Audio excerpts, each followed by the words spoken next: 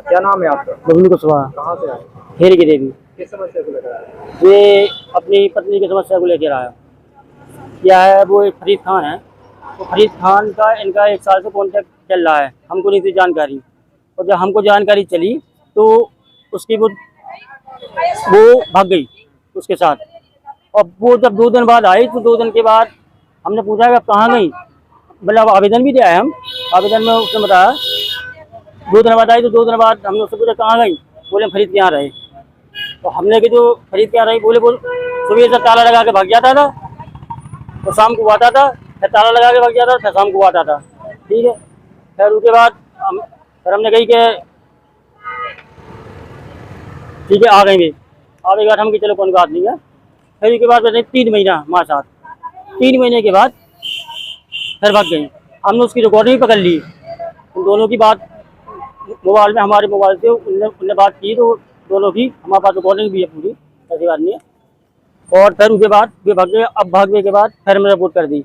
हमने कहा चार का ठेला, तो हमको तो मालूम नहीं है कि घर पे क्या हो रहा है क्या नहीं हो रहा है। 12 बजे निकल आए, शाम के जाना बोले रात के 9 बजे 10 बजे जितनी बड़ा माल। घर में तो काफ़ी लोग हैं, और बाकी हमारे 3 बच्चे, तो हम बच्चों की सबकी शादी कर चुके। पत्नी की उम्र क्या है? पत्नी की उम्र 40 साल। दबाव था क्या? धर्म परिवर्तन वगैरह ऐसा कुछ दबाव? दबाव तो वो कर रहा है। क्या कह रहा है? क्या दबाव बना रहा है? वो दबाव बना रहा है कि तुम के हमारे साथ रहो, हम तुम्हारे लिए कुछ भी करने तैयार हैं।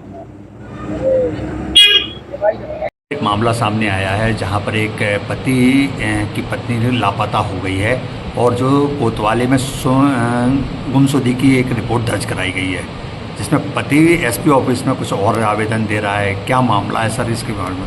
थाना कोतवाली में बबलू कुशवाहा हैं। इनकी रिपोर्ट पर इनकी पत्नी के गुम जाने की, गुमशुदा की सूचना दर्ज है, जिस पर हम पत्नी जो करीब 45 से 50 साल उम्र की है, उनकी तलाश कर रहे हैं।